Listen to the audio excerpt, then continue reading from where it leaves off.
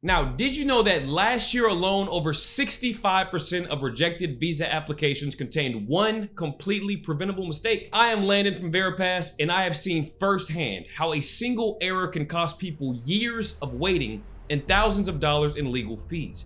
Look, I remember this brilliant tech entrepreneur from Nigeria, Harvard educated, running $1 million startup, got flat out denied because of a mistake that took me about 5 minutes to spot. Now, when he came to our office, he was ready to give up on his American dream altogether. So today, I'm going to show you the 5 shocking mistakes that kill visa applications, including the one that immigration officers are specifically trained to look for, but almost no one talks about. And stick around until the end because I will share a simple verification technique that has helped our clients achieve a 94% approval rate on their first try. Mistake number 1, the documentation trap. Now, the first mistake is what I call the documentation trap, and it is probably the most common one that I see. So here's what happens. You submit slightly different information across different forms and documents. Maybe your employment dates are off by a month on one form, or your job title is worded differently on another. I mean, that seems minor, right? Wrong. Immigration officers are literally trained to look for inconsistencies as potential signs of fraud. Now, I had a client, brilliant doctor from South Africa, who got hit with a request for evidence because his employment dates were off by 3 days on different forms, and it delayed his application by 4 months. Now, here is the fix. Create what we call a master information document, where you record exactly how you're listing every single piece of information. I'm talking dates, titles, addresses, everything. At Veripass, we actually use a secure biometric verification system to create this baseline profile for our clients, which is why our rejection rate for inconsistencies is basically 0. Mistake number 2, the qualification misconception. Now, the second shocking mistake is what I call the qualification misconception. Here is the brutal truth that most people don't realize. You don't need to be Einstein to qualify for the Einstein visa.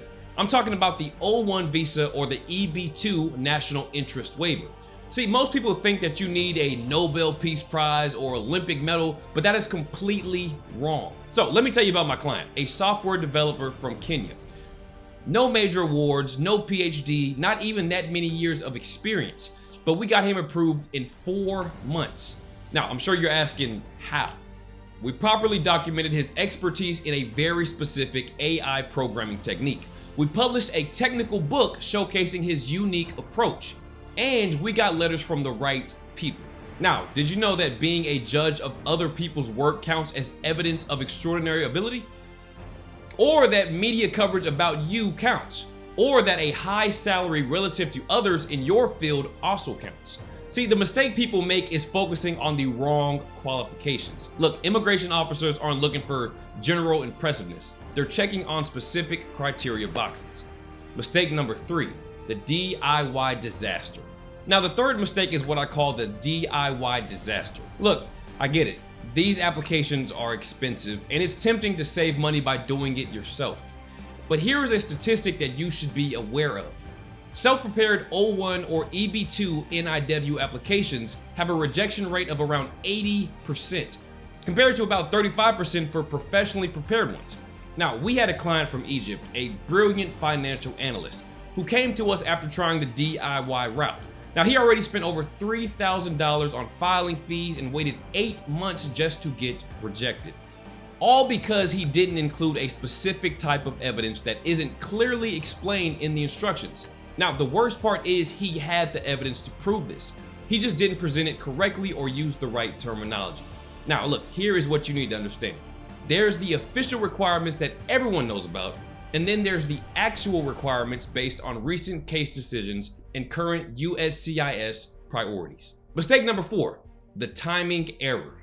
The fourth mistake is what I call the timing error, and this one is heartbreaking because by the time people realize they've made it, it is usually too late to fix. So here's what happens. Most people wait until they have a perfect application before they start anything. But what they don't realize is that certain parts of the process can happen concurrently. Now, we had a client from Ghana, a brilliant surgeon who waited an extra 11 months because she didn't know if she could begin her credential verification while gathering her recommendation letters. See, the traditional approach looks like this: gather documents, get credential verification, request recommendation letters, prepare application, wait for processing.